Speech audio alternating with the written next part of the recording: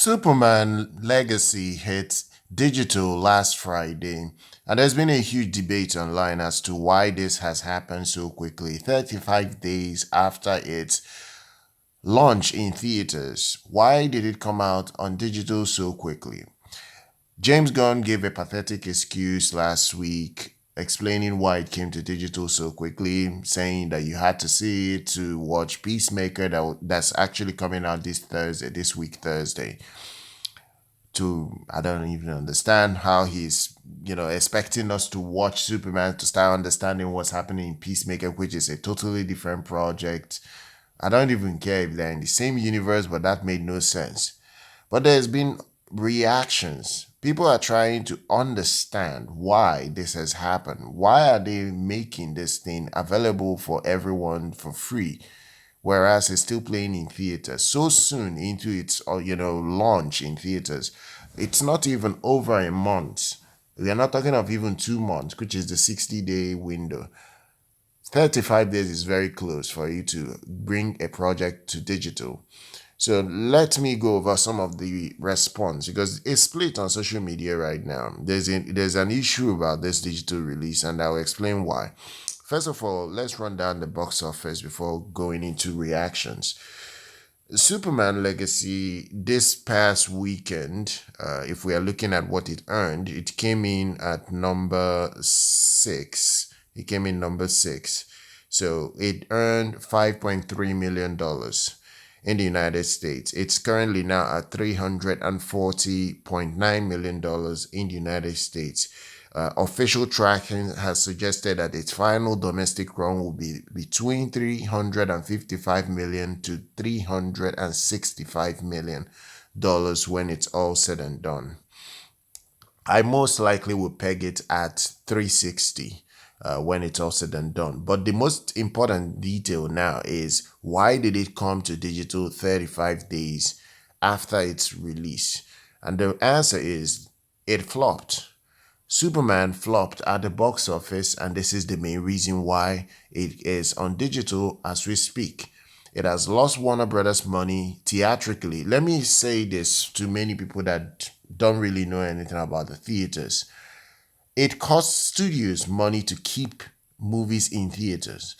There is a reason why there is always a window. The first week when a movie comes to the theaters, they have many screens to play those films at because they've already stipulated an amount to millions of dollars, a lot of money in that process to have it on those major screens.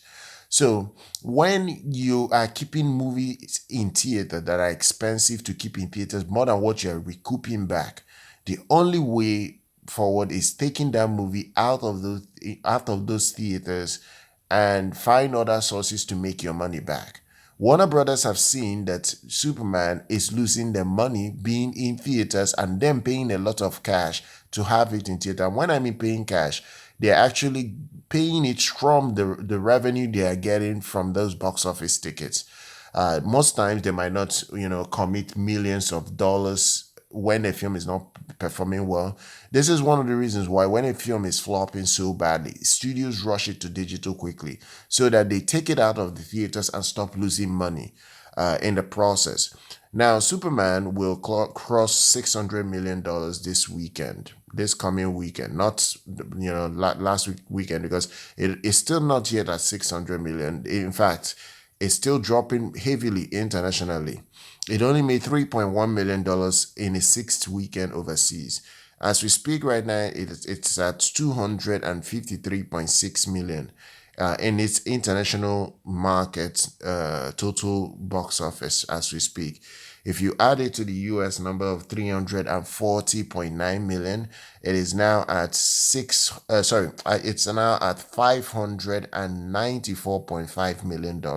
That is the total it has earned. Now, the estimate shows that it will end its run between 605 million to 625 million.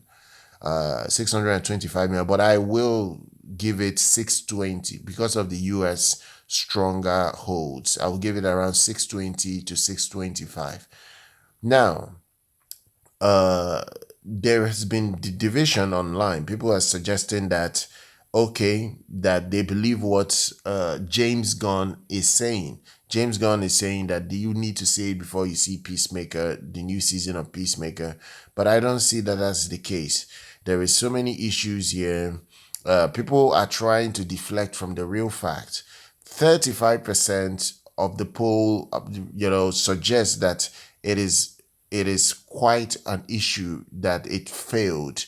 That's why it's on digital. And this is from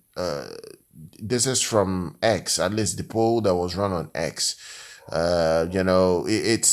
It's not okay. For instance, let me put it this way: it was at 588 million a few days back before this past weekend, and now it just added about $7 million to get it to 595, literally.